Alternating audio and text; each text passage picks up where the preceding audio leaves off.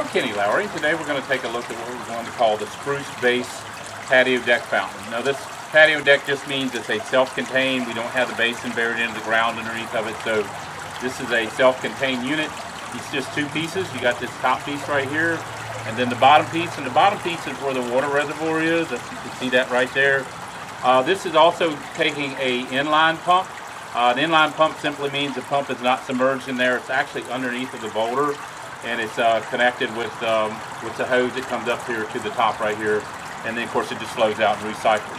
When you have an inline pump, you don't want debris to get into your pump. So with a submersible pump, you're accessible to it. You can take that debris off the front cover pretty easily. With an inline pump, you want to do something like a pre-filter. So the hole that's back under here where the water returns, it goes into the pump.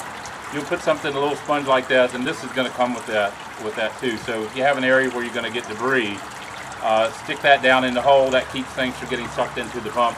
Could be bugs, could be leaves, anything like that. So this will help having to be able to remove that pump down underneath there and clean it. So you don't want to really have to do that since it's underneath the boulder. It's got a nice sound to it. Now you'll see that it has a shim there in the front, has some shims over here on the side. This is going to come with those shims. And the reason you want to use those shims is this is a mold of a real rock. We have the mother rock here. This is the spruce rock here. So this is you'll see this elsewhere on the website as a part of a fire pit. You'll see it as part of a stacked rock falls, kind of things like that. So this is, the only difference is this has that bowl down in it for the water. So you'll see this rock here other places on the website. So this is a natural rock. We have the mother rock here. We take a mold of it, and then we start making it out of this GFRC. This is a GFRC boulder, glass fiber reinforced concrete. It picks up every detail that's on the mother rock is on this rock. There's a video on the website there showing you a mother rock and one of the GFRC boulders together there, so you can kind of see just how real they are. So we have that stacked on top of this. You got your water flowing over the side there. You got that drip edge right there. It's kind of neat. Be neat to put a light down in there, kind of show that drip edge. It'll kind of accent that at night. Those shim rocks are actually shimmed here in the back. And I'll see if I can get the camera and show you up close. Being a natural rock, it's not going to be perfectly level on the bottom, so you'll have to shim it. It's going to come with those shim rocks.